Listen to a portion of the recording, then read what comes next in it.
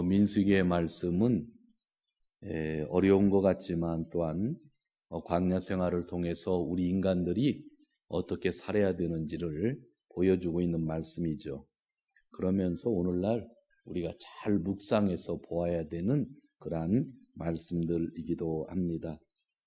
지난 몇 주 동안 아론의 지난주는 쌍난 지팡이였고 고라와 다단과 아비람의 반역이 있었던 것을 우리가 보았고 그들이 죽고 또 죽었던 일들을 보았습니다. 오늘은 제사장과 레위 사람들의 의무에 대해서 하나님이 말씀하고 있습니다. 먼저 1절을 보면 아론에게 말씀하셨는데 두 가지의 죄를 이야기하고 있는데 아주 구분이 재미있습니다. 첫 번째는 성소를 범한 죄가 있습니다. 그러니까 아론에게 성소를 범한 죄가 있다 이야기하고 두 번째는 제사장 직분을 범한 죄가 있다 그렇게 이야기합니다. 이게 뭔지 구체적으로 좀 더 연구를 해야 되겠지만 이렇게 어렵게 생각할 필요가 없고 성소라고 하는 것은 우리 공동체죠. 공동체. 그죠? 지금으로 얘기한다면 이제 해석을 할게요. 공동체. 그러니까 공동체 안에서 내가 지은 죄가 있다고 하는 거. 그게 좀 커요. 그리고 두 번째는 직분이 범한 죄. 내가 목사면 목사, 장로면 장로, 집사, 권사, 평신도, 주일학교 선생님은 선생님, 성가대면 성가대, 찬양팀이면 찬양팀, 이런 직분들이 있잖아요. 그러니까 직분이 범한 죄가 있고 또 한 가지는 성소를 범한 죄, 즉 공동체, 교회를 범한 죄가 있다라고 하는 그런 이야기입니다. 근데 어느 게 죄가 더 크다고 나와 있어요? 똑같은 죄인데 책임을 지는 걸 보니까 성소를 범한 죄는 너와 너희 아들들과 너와 함께 있는데 아버지 집 식구들, 그러니까 성소를 범하면 그냥 전체가 그 가족 전체가 그죠? 책임을 져야 되고 직분을 범한 죄는 너에게 딸린 아들만이 책임을 진다. 너와. 그러니까 똑같이 책임을 짓는 일이지만 그러면 여기서 중요한 것이 발견되죠. 직분이 중요해요? 성소가 중요해요? 성소. 자, 교회가 중요해요? 직분이 중요해요? 교회. 그거예요. 교회가 중요한가? 목사가 중요한가? 당연히 교회가 중요한 거고. 교회가 중요한가? 장로가 중요한가? 당연히 교회가 중요한 거고. 그렇죠? 교회가 중요한가? 교회 안에 있는 당회가 중요한가? 아니죠. 교회 전체 공동체가 중요하다는 것. 이것을 우리가 1절에서 정확히 깨닫는 것이 중요해요. 그러니까 아무리 훌륭한 사람이 있다 할지라도 직분을 가지고 있다 할지라도 뭐가 더 중요한 거예요? 공동체가 항상 중요한 거예요. 여기에서 우리가 늘 실수를 하는 거예요. 여기에서 목사님들도 장로님들도 교회 재직들도 가끔 실수할 때가 여기에 있는 거예요. 내가 지켜져야 공동체가 지켜진다는 생각을 할 때가 있죠. 그럴 때가 있어요. 그러지만 그럴 특별한 경우를 빼고는 공동체가 더 중요한 거예요. 목사보다도 장로보다도 당회보다도 재직회보다도 이 교회 전체 공동체가 중요하다라고 하는 것. 내 직분보다. 그런데 우리는 무슨 일이 있을 때 교회를 지키려고 하는 것보다는 내 직분을 지키려고 한다고 하는 것, 내 멘트를 지키려고 한다고 하는 것, 그것이 큰 문제 중에 하나죠. 1절을 우리가 그렇게 좀 해석했으면 좋겠어요. 그런데 2절부터 3절은 제사장인데 제사장이 누구의 도움을 받아야 된다고 그랬어요? 레위 지파의 도움을 받아야 된다 그랬어요. 레위 지파. 제가 일본말 성경책을 하나 찾았는데 신교도약구가 아니었어요. 다른 거였는데 이렇게 쓰여져 있어요. 2절이 아나타와 마타 아나타노 교다이 나루 레비노 부족구노 모노 스나와치 아나타노 센조노 부족구노 모노 도모오 아나타니 치카지카세 아나타니 찌라나리 아나타니 치카에 사세나케레바 나라나이 타다시 아나타또 아나타노 코다치토와 도모니 아카시노 마쿠야노 마에데 치카에 나케는 나라나이. 이게 되게 아침에 성경을 읽는데 마음이 와닿는데 성경을 한국말이랑 조금 순서를 바꿔서 했는데 뭐냐면 레위 사람들은 레위 사람들은 너와 함께 지나나리 함께 뭐 해야 된다? 봉사해야 된다. 레위 사람들을 데려다가 봉사를 시켜야 된다는 거예요. 봉사를. 그런데 중요한 것이 있는데 그때 타다시 그때 너와 너 아론 너와 네 자손 제사장들도 반드시 거기서 일하고 있어야 된다라는 거예요. 이게 우리 2절 말씀인데 되게 아주 깊은 의미가 있는데 무슨 얘기냐면 제사장이 일을 하는데 누구의 도움이 필요한 거예요? 레위. 그죠? 레위 지파 사람들이 필요해요. 레위인. 2절이 그 얘기예요. 근데 제가 읽은 일본말 성경은 아주 재밌게 해석을 해놨어요. 내용은 똑같은데 뭐냐면 자, 내가 혼자 못 일하잖아요. 대목사가 혼자 일 못하잖아요. 이게 레위 사람이 필요한 거란 말이죠. 근데 레위 사람을 데려다가 함께 일하는 건 너무나 좋은데 일본말 성경에서 뭐라고 하냐면 레위 사람들을 데려다 놓고 일을 할 때 너도 반드시 거기에 있어야 된다는 거예요. 많은 리더들이 그런 거 많이 하잖아요. 저도 그런 쿠세가 많은데 나를 돕는 사람이 있다. 나 혼자 일 죽어도 못해 우리 교회는. 그러자면 나를 돕는 사람이 있어야 되는 거예요. 그런데 나를 돕는 사람을 데려다 놓고 나는 놀러 가는 거지. 도망갈 수 있잖아. 이해되죠? 우리 교회 뭐 부목사님 한 분이지만 전 규모가 1000명 되고 2000명 되면 부목사님이 뭐 5명도 되고 10명도 된단 말이죠. 뭐 전부 다 해주잖아요. 그죠? 담임 목사는 뭐만 준비하면 돼요? 설교. 장례식도 담임 목사가 안 가요. 한국은 부목사님들이 가지. 교구별로 담임 목사님 갈 시간이 없어요. 그런데 부목한테 장례식까지 뭐 새벽 예배까지 다 맡겨놓고 신방까지 다 맡겨놓고 뭐 어쩔 수 없어요. 담임 목사가 신방 못 가니까 담임 목사님이 다른 데 가서 다른 일을 한다. 그거와 담임 목사님이 자기가 할 일인데도 다 나눠서 레위 사람들한테 맡겨놓고 자기는 더욱더 교회 안에 있어서 기도하고 성경 보고 성경 연구하고 설교 준비하고. 여러분 어느 쪽이 좋겠어요? 앞에 얘기한 게 좋아요? 뒤쪽이 좋아요? 뒤쪽이 좋죠?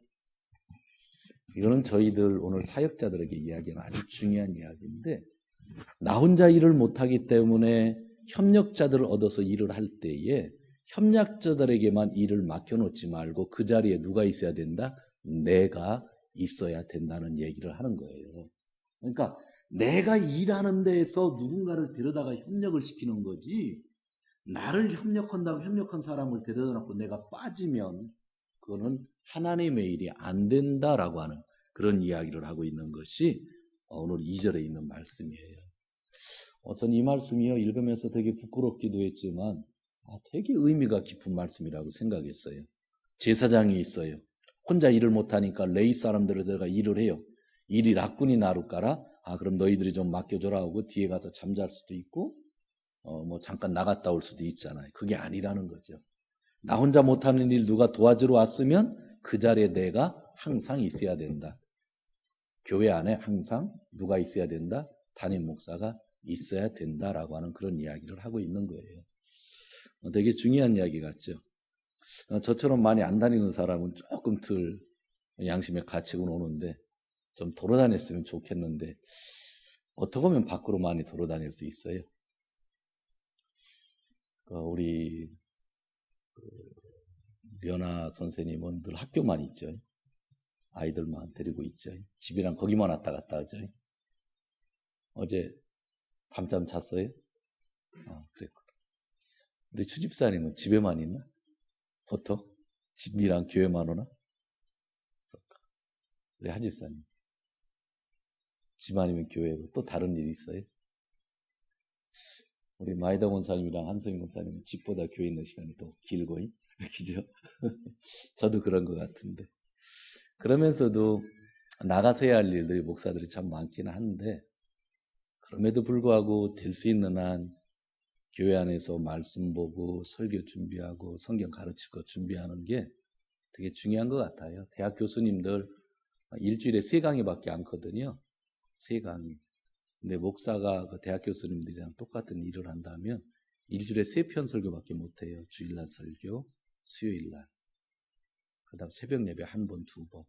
그러면 한 일주일 시간이 사실은 어떻게 뺄 수 있는 시간들이 거의 없어요. 특별한 시간들. 그런 것 보는데 제 친구 목사님들 요즘 가끔 보면 왜 이렇게 자주 놀러 다니는지 모르겠어요.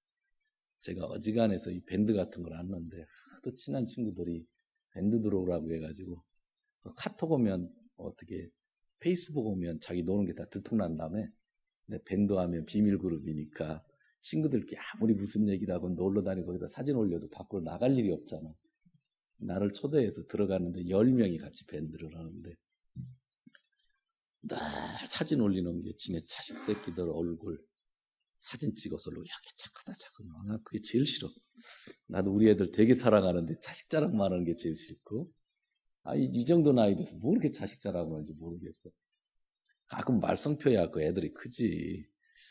두 번째는 그냥 사모랑 어디 바닷가 놀러 간 거, 산에 놀러 간 거, 여기 놀러 간 거, 성도들이랑 뭐 개고기 먹은 거, 닭고기 먹은 거, 등산 간 거. 한국은 등산붐이더만. 여성애 데리고 등산 가고 남성애 데리고 등산 가고 하는 것만 매일 도배하면서 애들이 야 너 좋다 하고 또 맨날 이인애를 뭐 그런 거 누르는 거 있잖아. 근데 나는 올릴 게 없어. 사무실에 앉아 있는데 얼굴을 올려야 되나? 가끔 연세 드신 분들 신방 가는데 그런 걸 올려야 되나? 성경 보는 거 올려야 되나? 그런데 푸트 생각나는 게 저렇게 다니는데 어떻게 준비를 할까 하는 생각들이 되게 나요. 근데 제 친구들 되게 착하거든요. 진짜 착한 친구들만 모여가지고 전혀 거짓 없는 친구들인데도 불구하고 그 정도니까 되게. 그런데 목사들이나 교회 재직들이나 우리 모두가 또 이건 교회뿐만 아니라 여러분들의 삶의 위치에서도 이 2절 말씀을 꼭 기억하세요. 나 혼자는 일 못한다. 근데 누구의 도움이 필요하다. 그러나 누구의 도움을 받을 때는 내가 그 자리에 있어야 된다, 없어도 된다? 있어야 된다. 오늘 얘기하는 건 함께 일해라 라고 하는 것을 오늘 하나님이 말씀해 준 거예요. 그게 되게 중요한 겁니다. 그러면서 이제 또 중요한 것을 하나 얘기하는 게 3절이죠. 그들은 내가 시키는 일만 해야 하며 누가 나를 도와주러 왔을 때에 여러분 도움이 안 되는 경우가 있죠. 다 경험했죠. 지 맘대로 일하면 영 도움 안 되잖아. 도와준다고 왔는데 도움이 안 돼. 우리 권사님도 식당에 들어가서 2명, 3명이면 50인분 밥을 할 수 있는데 5-6명이 들어오면 일 안 될 때 있잖아. 우리 여성분들 그런 거 있잖아. 2명이 일하면 10명은, 20명은 비빔밥을 만들 수 있는데 도와준다고 갑자기 30명 들어오면 그때부터 일이 안 될 때 있어. 많이 협력하는 것도 좋긴 좋은데 협력이 왜 안 되냐면 도와주러 올 때에 도와주는 사람의 마음은 뭐예요? 거기에 누군가 일을 중심적으로 하는 사람이 있잖아. 그 사람 얘기를 들으면서 일을 하면 문제가 없는 거예요. 그죠? 근데 대부분 그 사람들 얘기를 듣지 않죠. 오늘 우리가 레위 사람이 한번 된다고 생각해 보세요. 이제 저도 여러분들 전부 레위 사람이 됐어.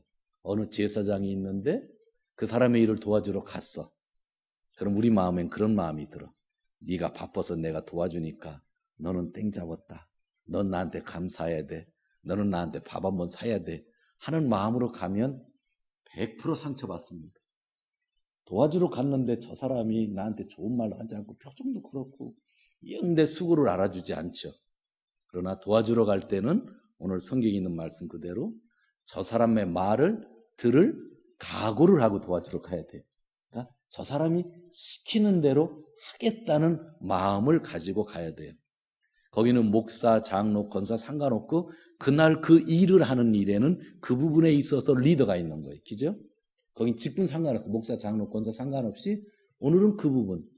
그러니까 여러분들 그런 거 있잖아요. 식당인데 점심 밥을 하는데 오늘은 룻에서 밥을 한다 하면 룻 회장의 말을 여러분들이 다 들어줘야 돼요. 그런데 오늘은 한나가 밥을 한다. 그렇게 했을 때는 룻에 있는 60대신 70대신 분들도 도와주러 들어갔을 때는 아무 말하지 않고 한나 회장이 말하는 걸 들어야 되는 거예요. 그죠? 그게 질서라고 하는 거예요. 그러니까 도와준다고 다 좋은 게 아니라 도와준다고 하는 것은 꼭 기억하십시오. 내가 저 사람의 말을 들어준다라고 하는 것이 전제가 되는 겁니다. 그것이 협력이에요. 우리 이것을 잘못해요. 내가 협력하는 사람인데 내 마음대로 일하고 내 주권대로 일하고 내가 열심히만 일하면 저 사람이 좋아할 것 같지만 전혀 좋아하지 않아요. 협력이라고 하는 건 저 사람의 뜻대로 시키는 대로 할 각오가 있을 때 협력하는 거예요. 그러나 그런 각오가 없으면 협력한다는 말을 하면 안 돼요. 그래서 우리가 협력한다 할 때는 꼭 그 시키는 자의 말을 들어야 된다라고 하는 거예요. 자, 이제 4절입니다. 그들만이 너와 함께 할 것이며 해막에서 일한다 그랬죠. 그들, 그리고 뒤에는 다른 사람은 접근할 수 없다. 제사장을 돕는 사람은 누구만이 도울 수 있는 거예요? 레위 사람. 이제는 여러분이 다 제사장이 됐어요. 이제 레위 사람이 아니라 제사장이 됐는데 누군가 여러분에게 협력을 해줘야 될 사람이 필요하면 여러분은 누구를 선택해야 돼요? 아무나 쓰는 게 아니라 레위 사람을 협력해야 된다. 그러니까 하나님의 일을 할 때에는 나 혼자 힘으로 할 수는 없다고 하는 것이 알려졌다 하더라도 아무나 데려다가 일을 시킬 수는 없다. 그거잖아요. 추집사님 중고등부 선생님 지금 몇 분이셔요? 응?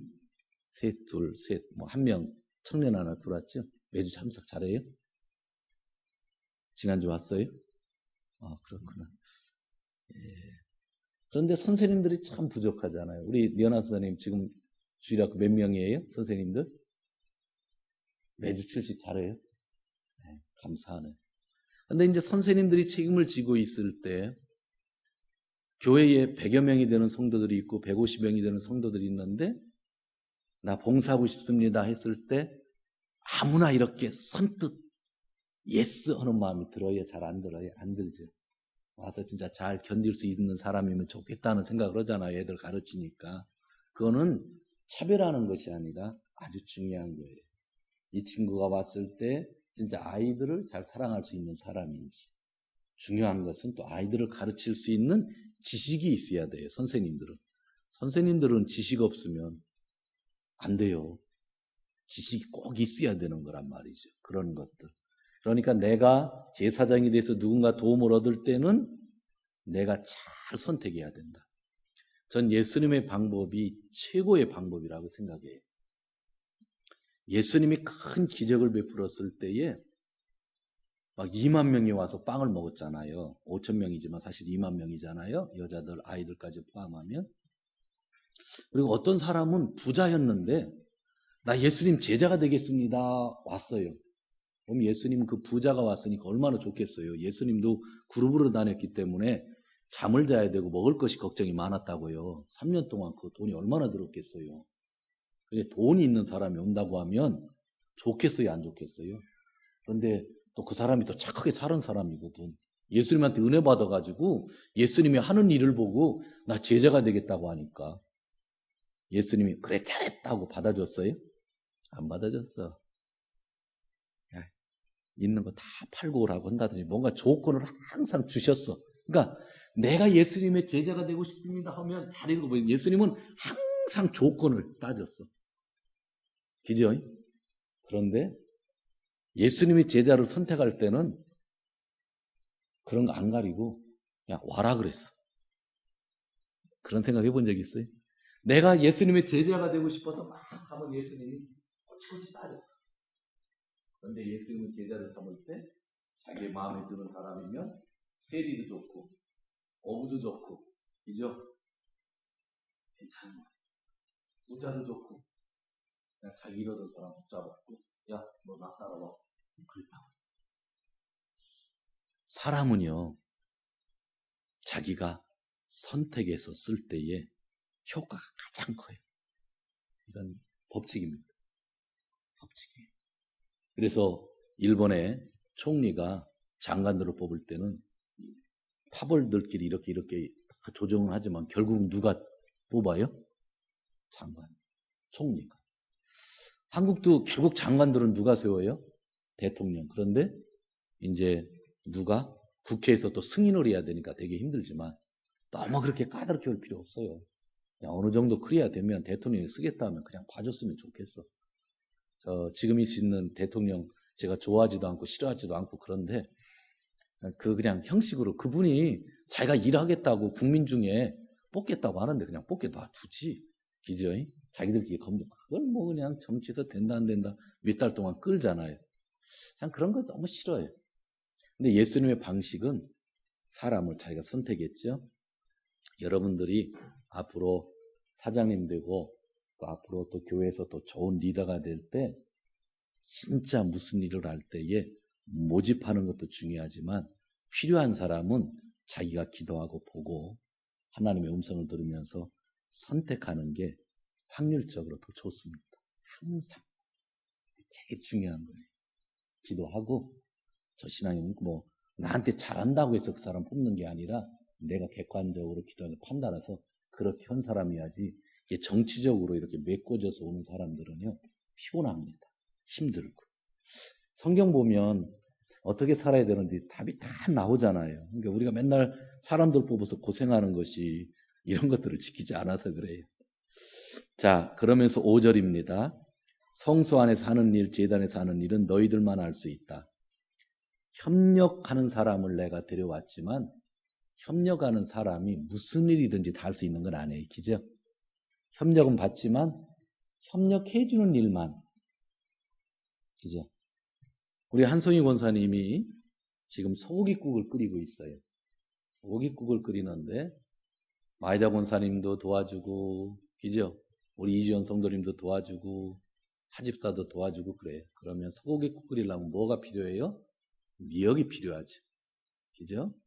그 다음에 또 뭐가 필요해요? 소고기가 필요하죠.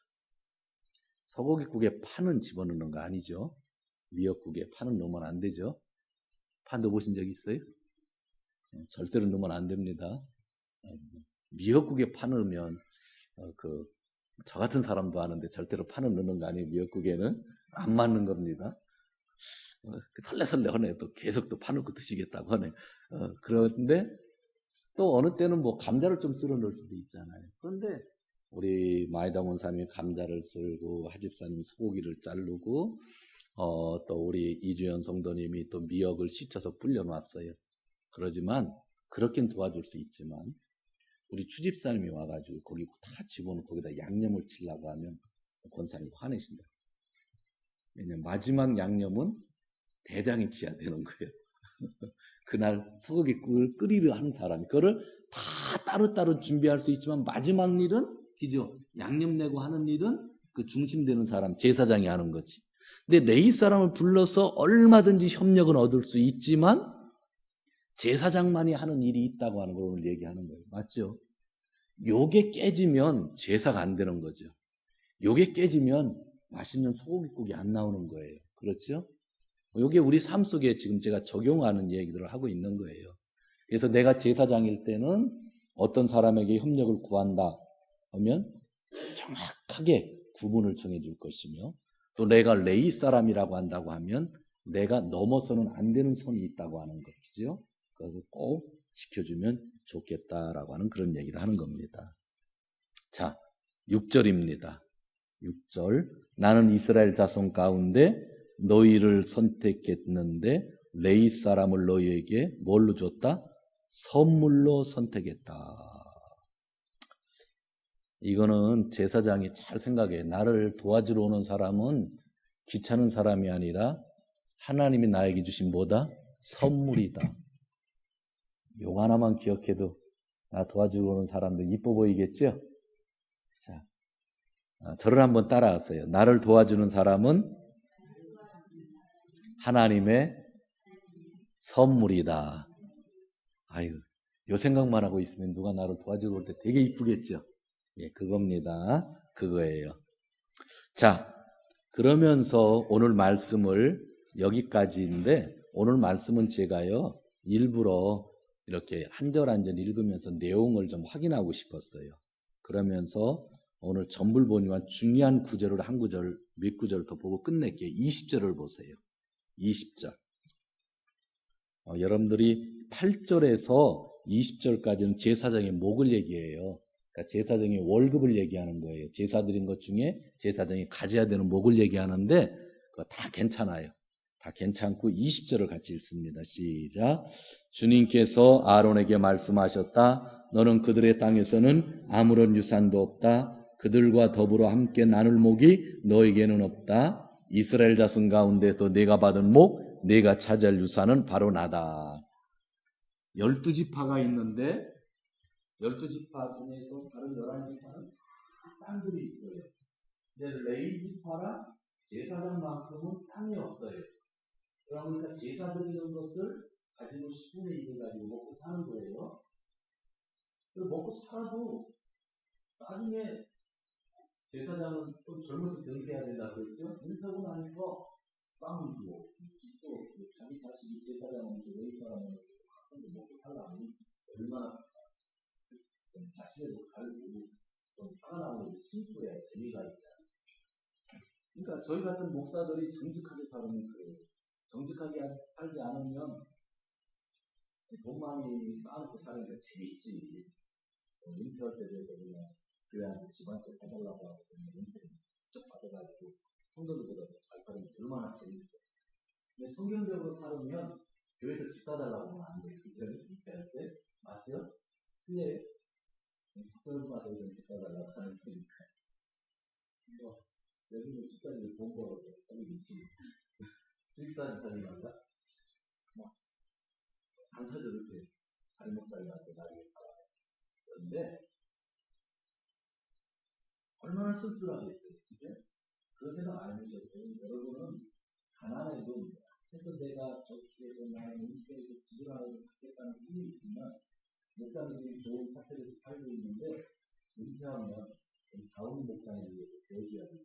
그러다 보니 은퇴할 때 집을 한테 생활하고 그렇게 싸우다가 생명이가 이기달라고 하는데 이게 10명 중에 9명인 거예요. 100명 중에 90명인데 100명 중에 99명이 그래. 그 정도로 목사님들이 마지막에 돈을 되게 힘들었대. 그때 오는 말씀을 여러분들이 오늘 실질이 있었어요. 너의 유산은 뭐라고 했어요? 하나님. 기만 하나님은 제사장들 마음이 누구였어요? 내 재산은 하나님. 그럼 좋지. 안 그래요? 세상에 살면서 저는 돈을 나쁘게 생각하면 힘쓰게 가지고 살기로 해요. 정말 그것 때문에 노예가 되고 싶은 생각이 있는데 나의 재산이 나의 유산은 하나님인데 전부 세상 삶을 살다가 너무 많이 넘기는 거 같아서 모두 다 제사장이다. 누구예요? 내 재산이? 내 유산이 하나님. 한 번 더 따라해 보세요. 나의 유산은 하나님이다.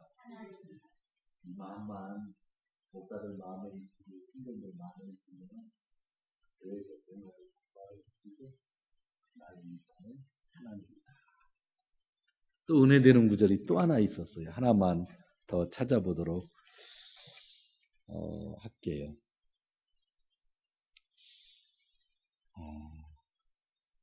뒤에 25절에서 32절이 레위 사람의 목을 이야기하고 있어요.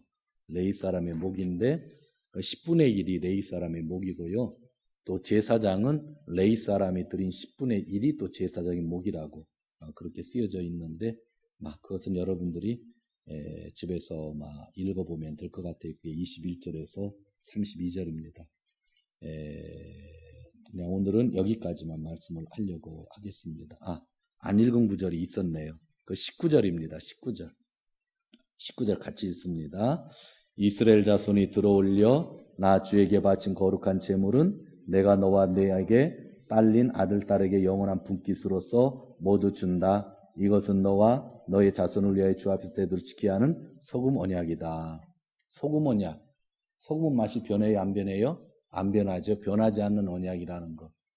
그러니까 제사장이나 레위 사람은 하나님의 전에서 나오는 것으로 먹고 살도록 내가 해주겠다라고 하는 것. 내가 영원히 변하지 않는 언약을 세우겠다고 그랬고, 히스기야 왕 때에 모든 예배 의식들이 없어지고 히스기야 왕이 개혁할 때에 제일 먼저 제일 먼저 개혁했던 것이 뭐냐면 백성들에게 11조를 드리라고 하죠.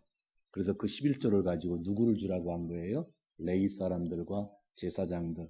그러니까 하나님 전에서 일하는 사람들에게 먹을 것을 공급해야 될 책임이 있다고 하는 것과 그 책임은 누가 져주시겠다고 하는 거예요? 하나님. 무슨 언약으로? 소금 언약으로.